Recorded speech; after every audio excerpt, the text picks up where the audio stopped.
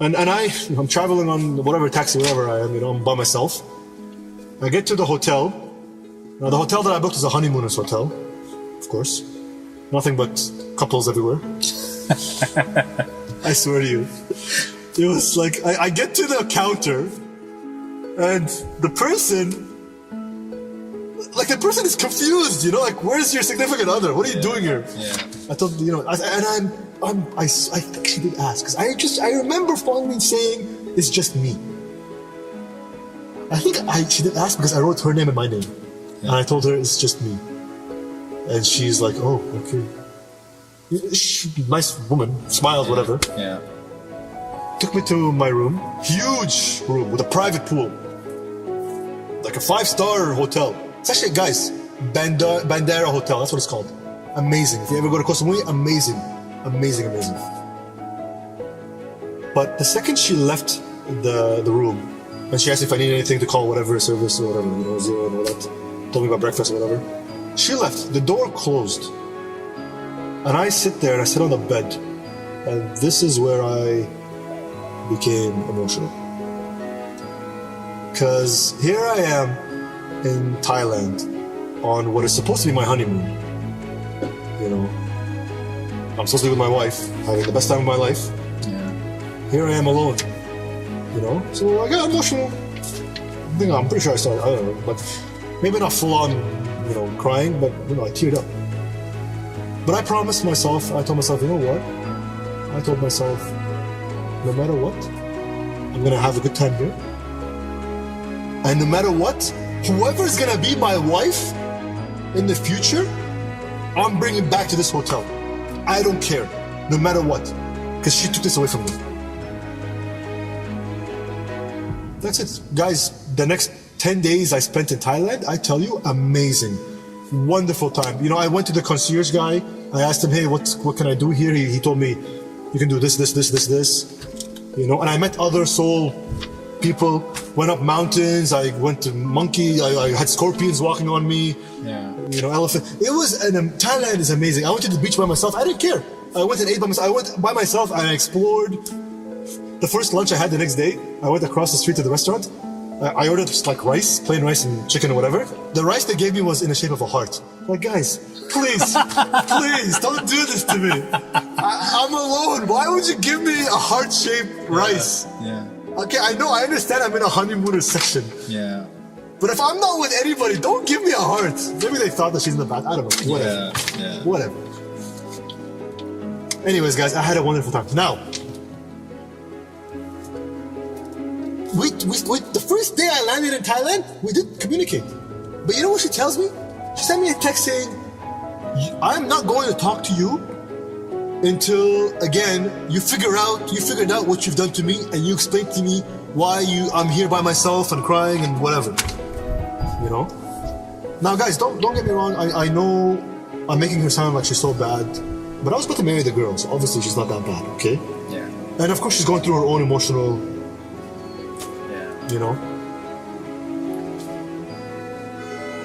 I'm sitting there, and I'm like, you know what?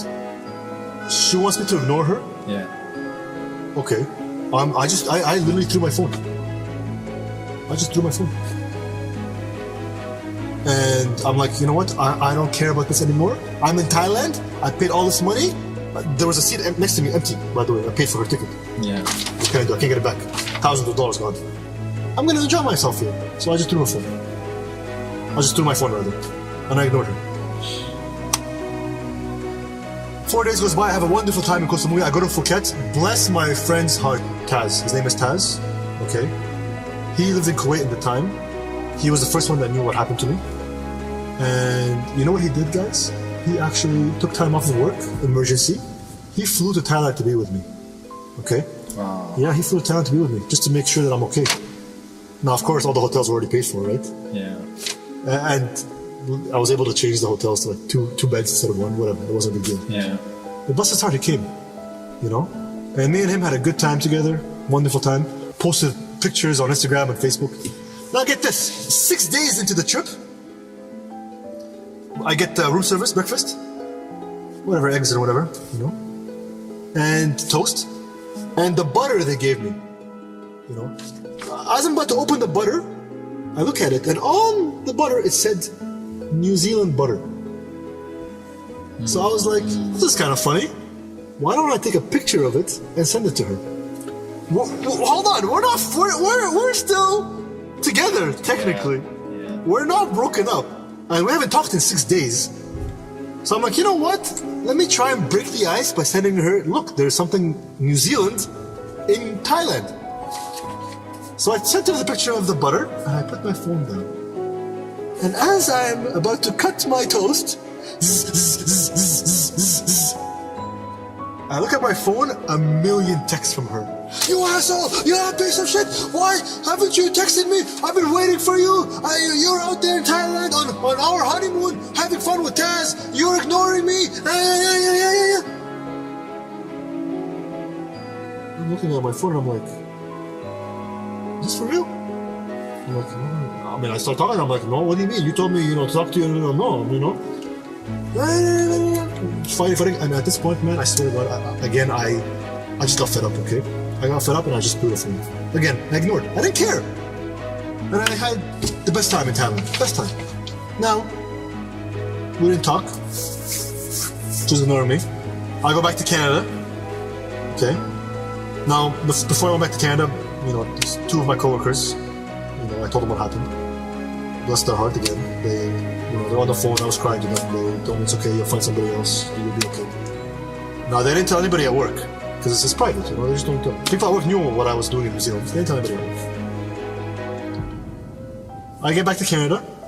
My first shift back, I think I had like an extra 3 or 4 days just for jet lag and whatever. Yeah. My first day back to work, I had to be in at 9 a.m. I'm parking my car. And a couple of hours before that, like as soon as I woke up, me and her were talking. Me and my fiance were talking. Yeah. We're talking, like back and forth about like, it's pretty much her telling me how bad of a person I am, how I never cared about her, all that stuff, me going back, I'm not gonna go into details, I don't even remember them, to be honest. Yeah. But let me tell you, I'm walking to work from my car, I parked my car, I locked the door, I'm walking to work. And this, I believe was August 31st, 2018. The official breakup on Instagram, where it first started. Well, I don't know why she wasn't talking to me on WhatsApp. It was, that's right. Now I remember. The first message she told me on Instagram was, I have blocked you on WhatsApp because of the following reasons. And on phone or whatever. Blah, blah, blah, blah, blah. Which is why she's talking to me on Instagram. Until you figure out your stuff, blah, blah, blah, blah, blah, arguing back and forth. So we're talking back and forth like fast on Instagram. And it's ironic because as I'm walking to work, this is where we officially break up. It's ironic because that's where we first met, was on Instagram. And we officially broke up. We decided to call everything off, the wedding is cancelled. And that's it. And then she blocked me on Instagram. Right there, as I'm about to go to my first shift. That was it. I open the door, I come inside work, I'm distraught now, again, more so. My colleagues are all having, I was a universal banker, whatever, or a teller back then, before. I'm a financial advisor now, but before.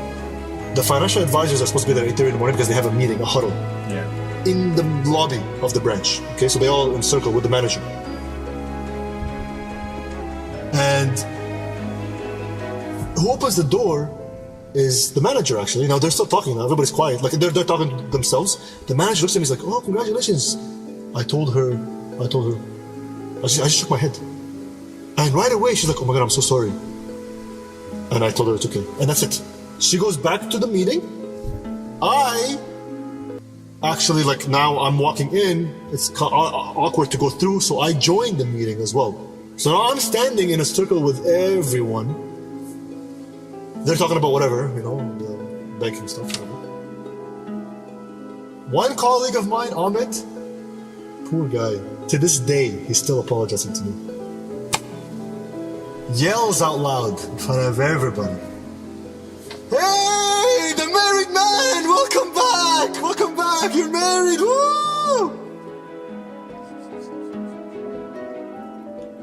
My manager just says, no, Ahmed, no.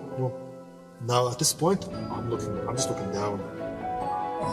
And right away, his face turned so red. And he had like papers in his hands, like he crumbled the papers, and he looked down and he's like, I'm so sorry. And it was just, and again, the manager, to break the awkwardness, she just kept the conversation going about banking, you know? Yeah. To keep it going. And I'm just looking down. Poor guy. He didn't know, you know? Like, he didn't know. Yeah.